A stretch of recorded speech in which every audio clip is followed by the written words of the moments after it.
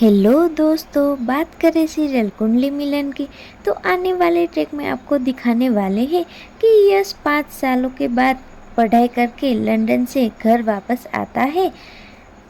उसकी शादी की तारीख तय करने उसकी दादाजी ऋचा के घर जाने वाले हैं और अंजलि जब उसके लड्डू गोपाल की पूजा कर रही होती है तभी वहाँ पर माई आ जाती है और उसको भोग का प्रसाद देती है और तभी वहाँ पर बहूजी आ जाती है और प्रसाद फेंक देती है।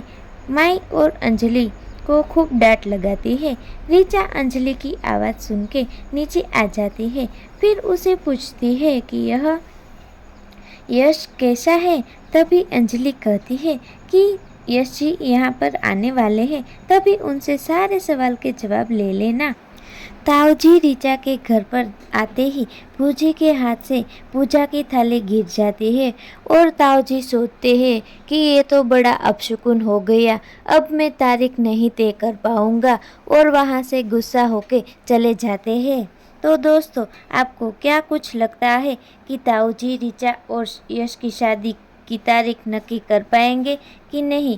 जानने के लिए जुड़े रहे हमारे साथ, हमारे चैनल माय टॉपिक के साथ। अगर चैनल अच्छी लगे तो लाइक शेयर एंड सब्सक्राइब कर दीजिएगा।